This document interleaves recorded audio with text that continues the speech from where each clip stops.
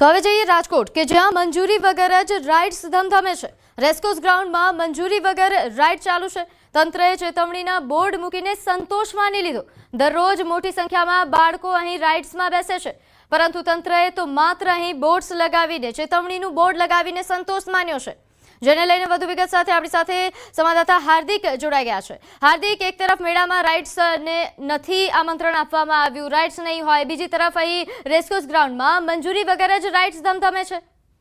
રાજકોટના રેસકોર્સ ગ્રાઉન્ડમાં દરરોજ સાંજ પડતાની સાથે જ જે છે અલગ અલગ રાઇડ્સ ઉપરાંત જે છે એ જે ચકડી સહિતની અલગ અલગ જે વસ્તુ હોય છે, જે બાળકો ત્યાં રમવા જતા હોય છે, બાળકોના મનોરંજન માટેની અલગ અલગ જે છે વસ્તુઓ હોય છે। જો કે કોઈ પણ પ્રકારની મંજૂરી વગર આ ધમધમતી હોય છે। એટલું જ નહીં, મહાનગરપાલિકાના તંત્રને પણ આ બાબતનો ખ્યાલ છે ને એટલા માટે જ તેઓએ ત્યાં જે છે એક બોર્ડ મારીને સંતોષ માની લીધો છે કે અહીંયા કંઈ પણ થાય તો એમની જવાબદારી અમારી નહીં રહે। જ્યારે સૌથી મોટી બાબત એ છે કે જ્યારે તંત્રના જ ગ્રાઉન્ડમાં આ રીતના પ્રવૃત્તિઓ થતી હોય છે, એમની મંજૂરી પણ નથી લેતા હોતા, ત્યારે કોઈ બાળકનું જે છે આકસ્મિક મૃત્યુ થાય અથવા તો કોઈ દુર્ઘટના બને તો જવાબદાર કોણ? આ જવાબદારીથી હાથ ખંખેરવા માટે માત્ર ને માત્ર બોર્ડ લગાવી અને કે તંત્ર સંતોષ માનતું હોય તેવું સ્પષ્ટ રીતે લાગી રહ્યું છે। પરંતુ જો તંત્ર ધારે તો આ જગ્યાએ કાર્યવાહી પણ કરી શકે છે, પરંતુ કાર્યવાહી કરવાના બદલે માત્ર ને માત્ર આ બોર્ડ લગાવ્યા છે, જે શહેરમાં પણ ક્યાંક ચર્ચાનું કેન્દ્ર બન્યા છે। બિલકુલ હાર્દિક, આભાર માહિતી આપવા બદલ।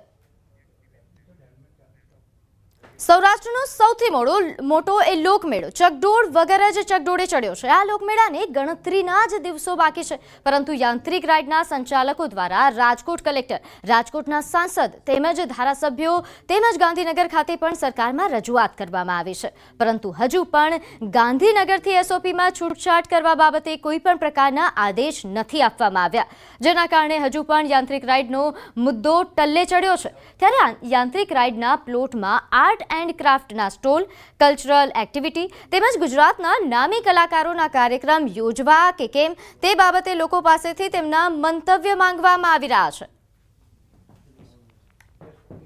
પ્લાનિંગ ઘણા બધા અમે સજેશન્સ મેળવીએ છીએ અને ચાલુ છે। આમાં ઘણી બધી એક્ટિવિટીઝ છે, કલ્ચરલ એક્ટિવિટીઝનું પણ પ્લાનિંગ કરીએ છીએ અને ગુજરાતના નામચીન કલાકારોને બોલાવીને આને સાથે પોતાની કલાનું પ્રદર્શન કરી શકે, મોટા સિંગર્સ જે છે આને પણ બોલાવવાનું આયોજનને અમે વિચારીએ છીએ। આ કામગીરી અત્યારે પ્રોસેસમાં છે, પ્રગતિમાં છે। જ્યારે પણ એકદમ પાકું થશે આપ તમામને જાણ કરવામાં આવશે। તો હવે વાત, શું સાબર ડેરીનો વિરોધ શાંત પડશે?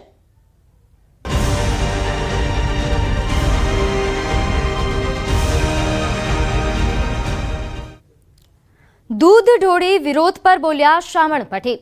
દૂધ ઢોળવાને લઈને ચેરમેનની અપીલ, દૂધ રસ્તા પર ઢોળવું એ પાપ સમાન છે। દૂધ ઢોળવાનો જીવ ક્યારેય પશુપાલકોનો ચાલે જ નહીં। દૂધ ઢોળવાનું કૃત્ય એ પશુપાલકોના નામે સ્વાર્થી તત્વોનું હોવાનો આક્ષેપ કરવામાં આવ્યો।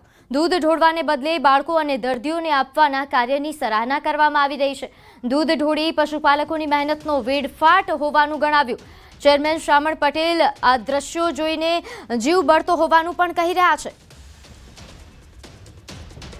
કે પશુપાલન સાથે સંકળાયેલા વહેલી સવારે 4-5 વાગે ઉઠીને મહિલાઓ અને પુરુષો મહેનત પરિશ્રમ કરે છે। દિવસે ઘાસચારો, પશુ માવજત સહિતની મહેનત કરતા હોય છે। આમ કાળી મજૂરી દિવસ રાત કરીને તરેલ દૂધ ઉત્પાદનને 5 મિનિટમાં ઢોળી દેવું એ કોઈ પશુપાલકનો જીવ ચાલે નહીં।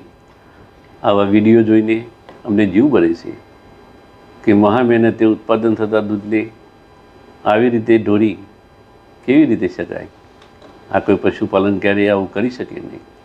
રજૂઆત હોઈ શકે, પણ આ રીતે ક્યારેય કોઈ પશુપાલન ના કરે। આ કોઈ પશુપાલક સિવાયના અમુક તત્વો હોય તો જ આ લોકો પોતાના રાજકીય સ્વાર્થ કે ઈરાદા પાર પાડવા આવી રીતે ખોટી ટોળકીઓ ઊભી કરી દૂધનો વેડફાટ કરી રહી છે, જેને અટકાવવું અમારી અને પશુપાલકોની જવાબદારી, સહિયારી જવાબદારી છે। અમુક સ્થળે દૂધ એકત્રીકરણ ના થઈ શકતા દૂધનો વેડફાવ અટકાવી બાળકો, દર્દીઓ અને દીકરીઓને પીવડાવવું છે, પણ અસહનીય છે। તો અરવલ્લીમાં બાળના તેનપુરમાં મહિલા પશુપાલકોમાં રોષનો માહોલ. આક્રોશ સાથે મહિલાઓએ સાબર ડેરી ચેરમેનના છાજિયા લીધા તેમજ ચેરમેનની નનામી કાઢીને મહિલાઓએ વિરોધ કર્યો. દૂધ મંડળી આગળ 200 કરતાં પણ વધુ મહિલાઓએ ભારે વિરોધ કર્યો. ત્યારે મહિલાઓ આક્રમક બનતા સાબર ડેરીનો વિરોધ હવે ચરમસીમા પર પહોંચ્યો છે. અમારા 75 ભાઈઓને પૂરે છે જેલમાં, એમને છોડી મૂકો. અમારો નફો અમારે 25% જોવો એ ક્યારે આપશો તારીખ આપો, ત્યાર પછી જ અમારું દૂધ ચાલુ થશે.